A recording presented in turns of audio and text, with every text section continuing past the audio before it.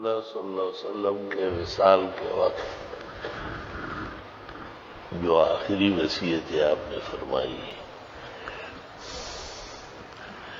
ان میں 3 چیزیں متفق ہیں،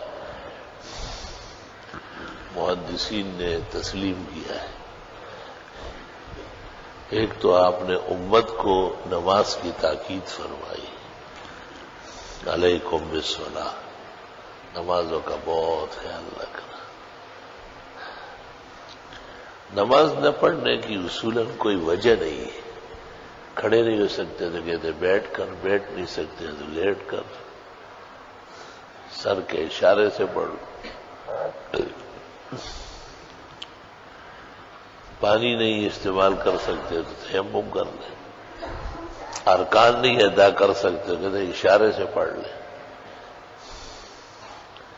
سفر ہے تو 4-2 ہو گئی، بیماری ہے تو حسب استطاعت ہو گئی، سفر آرام و راحت کا ہے تو سنت پڑھنا بہتر، نفلے وغیرہ، سفر دقت گرانی کا ہے تو سنت نہ پڑھنا سنت، وَمِنَ السُّنَنِ تَرْكُ السُّنَنِ فِي الْأَسْفَارِ۔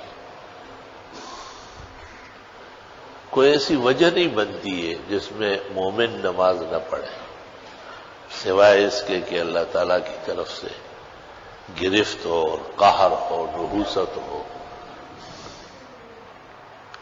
خاتون پر تو ایسا لمحہ آتا ہے، کبھی ماہواری ہوتی ہے، کبھی نفاس میں ہوتی ہے، ہر دونوں حالتوں میں نماز فرض ہی نہیں،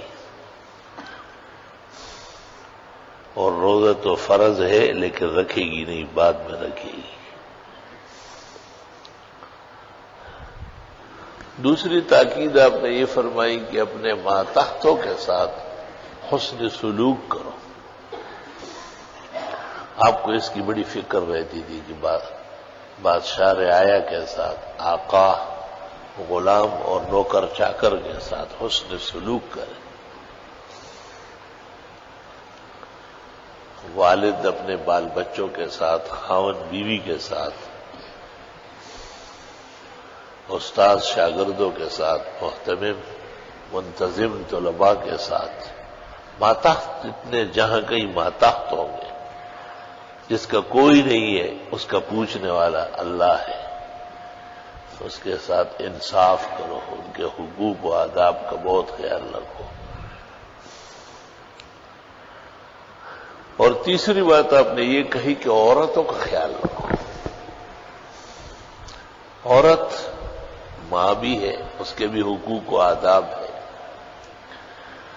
عورت معاشرے کی ایک پٹی پٹائی عنصر ہے کہ جنہوں نے جہازوں میں بٹھا لیا اور نوکر بنایا اور مردوں کے ساتھ شانہ بشانہ کیا، وہاں بھی پٹی پٹائی ہے، وہاں عورت کا وہ کام نہیں جو مرد کا ہے۔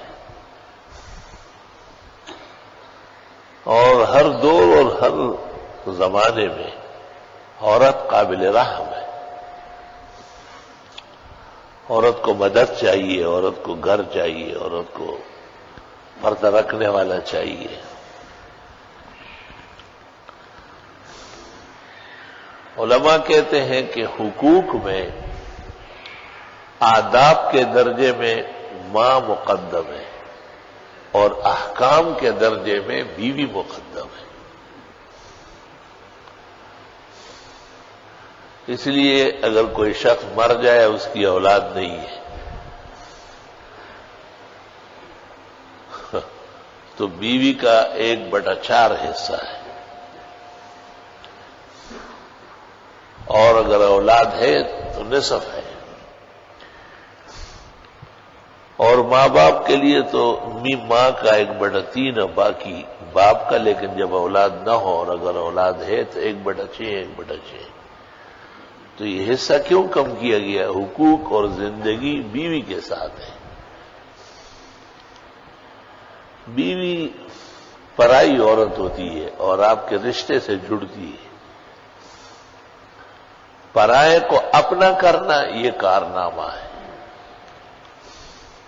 تباہی میں فرق ہوتا ہے، نسل و نسب میں فرق ہوتا ہے، خلق اور عادات میں فرق ہوتا ہے، اس کے اجتماع سے زندگی بنتی ہے۔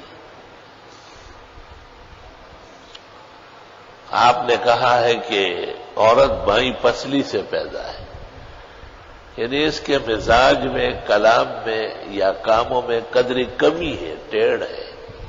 اگر تم سیدھی کرنے لگو گے توڑ دو گے، اور سیدھا کرنا کیا ہے؟ یا مارنا ہے یا طلاق ہے، دونوں بری بات ہے۔ عاشروہن، اسی طرح گزارا کرو، نرمی کرو۔ اور فرمایا خیرکم خیرکم لأہلہ، تمہارا بہترین انسان وہ ہے جو گھر میں عمدہ، وانا خیر لأہلی، اور میں اپنے گھر والوں کے لیے بہترین انسان۔ سبحان اللہ، کتنی عجیب بات ہے۔ آپ امم کے پیغمبر ہیں، عرب و عجم کے سپہ سالار ہیں، شافع الدنیا والعقبیٰ ہے۔ آپ کے ذمہ کتنا منصب ہے، مبعوث الی الجن والانس ہے، لیلاً نہاراً علماً عملاً، ہر وقت آپ کی زندگی دوسروں کے لیے مشعل راہ ہے۔ اور پھر آپ کی 17 بیویاں اور پھر کنیزیں ملا کر 37 مجموعہ بنتی ہیں، اور ایک وقت میں 11 اکٹھی ہوئی، وفات کے وقت 9 ہے، اور سب خوش و خرم، یہاں تک کہ آپ کی خواہش تھی کہ آخری وقت اور بیماری کے دن حضرت عائشہ کے گھر گزرے، اور آپ پر بیویوں کے حقوق معاف تھے۔ حقوق وہاں ہوتا ہے جہاں ظلم کا اندیشہ ہوتا ہے، ظلم کا اندیشہ نہیں تھا۔ پیغمبر تو معصوم ہے خطا و معاصی سے، لیکن آپ خاطرداری کے لیے کہ بیویاں خوش رہیں ان سے بعض اوقات پوچھتے تھے۔ یہاں بھی آپ نے دریافت فرمایا کہ اگر تم محسوس نہ کرو تو یہ جو دن مقرر ہے، ایک دن حفصہ کے ہاں، دوسرا ام حبیبہ کے ہاں، تیسرا فلاں جویریہ کے ہاں، سودا کے ہاں، تو یہ بقیہ دن سارے میں عائشہ کے ہاں گزاروں، مجھے آرام ہوگا۔ فَأَذِنَّ لَهُ، بخاری میں ہے۔ سب بیویوں نے خوشی خوشی اجازت دی اور فرمایا ہم وہیں آئیں گے، خدمت کریں گے۔ سبق لینا چاہیے ان لوگوں کو جن کے مزاج میں ظلم ہے، زیادتی ہے، جو اپنے خاوند ہونے کا غلط فائدہ اٹھاتے ہیں،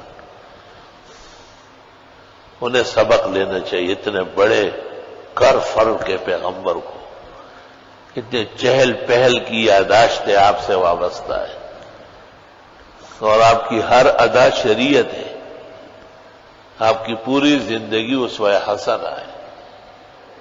سب سے بڑی تفسیر جو قرآن کی ہے جناب رسول اللہ صلی اللہ علیہ وسلم کی سیرت اور صورت ہے، سنت اور احادیث ہے، اور اس میں آپ ایسا خیال رکھتے ہیں۔ اللہ اکبر کبیر۔ لوگ اپنی حسنات محفوظ کر لیں، حقوق تلف ہونے میں نیکیاں چلی جائیں گی، ان کو کہا جائے گا کہ آپ سے یہ ظلم ہوا ہے، یہ نیکیاں آپ رکھ لیں، یہ خالی ہاتھ جائے، تو خالی ہاتھ کوئی جنت نہیں جا سکتا ہے، حساب دینا پڑے گا۔ اور پھر جب نیکیاں ختم ہو جائیں گی، پھر ان کے گناہ ظالم پہ ڈالے جائیں گے، بے انصاف پر ڈالے جائیں گے، حقوق و آداب تلف کرنے والے کائنات کے بدترین انسان پر ڈالے جائیں گے، تو یہ کیا بچے گا اور آرام کرے گا؟ پیٹ پٹا کے جہنم جائے گا۔ حفظنا اللہ و جمیع المسلمین من النار وانواعها واقسامها۔ استغفر اللہ و اتوب الیہ۔